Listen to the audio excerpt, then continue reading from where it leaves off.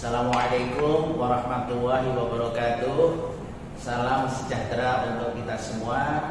Baik para pemirsa, perkenalkan nama saya Bambang Kholis. Saya akan menjelaskan peragaan praktikum, yaitu tentang momen dipol magnet di dalam medan magnet. Nah, alat-alat praktikum yang digunakan itu telah disiapkan di atas meja ini.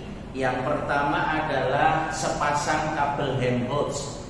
Kabel Helmholtz ini jumlah lilitan masing-masing Helmholtz tahu.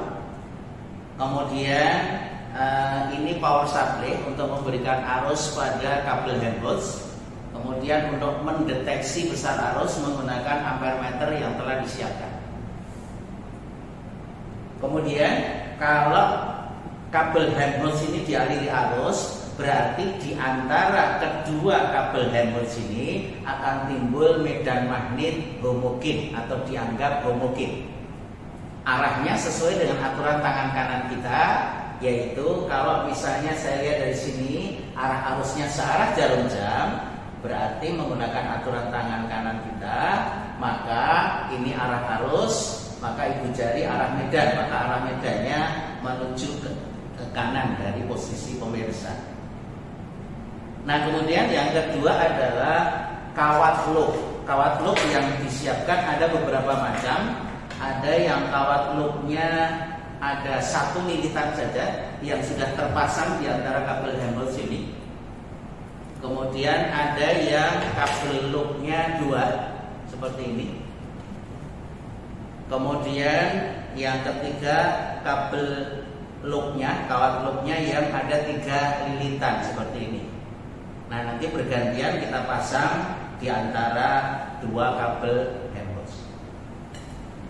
Nah, kemudian kawat loopnya ini telah dihubungkan dengan power supply yang kedua. Power supply yang kedua ini untuk mendeteksi berapa besar arus, maka dilihat dari ampere meter yang kedua. Nah, kemudian dalam praktikum yang kita lakukan untuk kabel Helmholtz yang pertama yang besar ini itu menggunakan nilai arus yang tetap di sini dalam praktikum sebesar 5 ampere. Berarti nanti bisa dihitung kira-kira berapa besar medan magnet di antara 2 kabel Helmholtz ini. Kemudian kawat loop yang sudah dipasang di antara kabel Helmholtz tadi itu kita atur besar arusnya, yaitu mulai dari 1 ampere, 2 ampere dan seterusnya. Nah, sehingga ketika kawat loop ini dialiri arus listrik akan timbul medan magnet yang disebabkan oleh kawat loopnya. Kawat loop ini dianggap sebagai dipol. Nah, oleh karena itu dipol magnet yang terjadi sesuai dengan arah arus. Kalau saya lihat dari posisi saya melihat kawat ini, kalau misalnya arah arusnya berlawanan arah jarum jam, maka arah medan magnet yang ditimbulkan oleh kawat loop adalah ke arah dalam, sesuai dengan aturan tangan kanan kita. Nah, sehingga akan terjadi interaksi gaya antara medan magnet homogen di antara 2 kabel Helmholtz dengan medan magnet yang ditimbulkan oleh dipol atau kawat loop yang dipasang di antara keduanya.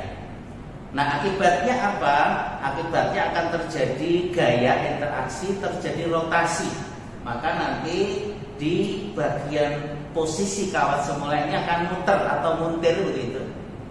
Nah, kemudian ketika sudah muntir, ini kita ukur berapa gaya yang diperlukan, yaitu dengan cara membalikkan posisi setelah diputar sampai posisi setimbang 0 lagi.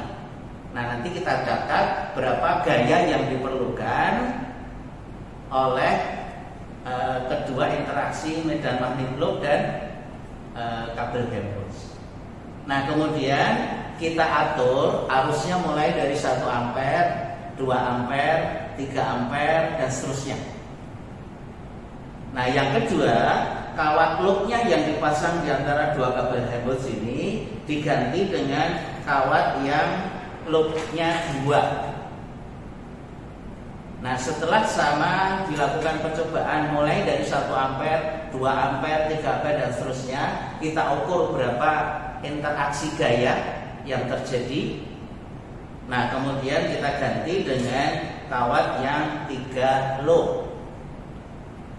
Dengan cara yang sama, maka akan bisa dihitung berapa gaya yang diperlukan interaksi untuk membalikkan ke posisi semula. Nah, dalam praktikum selanjutnya ini saya akan perlihatkan satu saja. Misalnya ini saya berikan arus 1 ampere, kelihatan dari kamera. Nah, ini akan berputar. Maka ini kita putar sampai posisi balik ke posisi timbang lagi. Nah, ini kita baca berapa gaya yang diperlukan untuk membalikkan ke posisi semula. Satuan yang ada pada skala putar di atas ini, satu skalanya dalam mili Newton. Nah, kemudian kita bisa bandingkan interaksi antara medan homogen dengan kawat low itu dengan teori berapa persen perbedaan dari hasil perhitungan untuk setiap nilai yang kita lakukan. Nah, demikian juga kalau kita perbesar lagi. Kalau kita perbesar lagi arusnya menjadi 2 ampere, maka gayanya juga akan bertambah besar. Sehingga momen puntirnya yang terjadi itu juga akan lebih besar. Kemudian kita balikkan lagi ke posisi timbang, kita baca berapa nilai skala pada saat kita mengembalikan ke posisi timbang. Demikian seterusnya.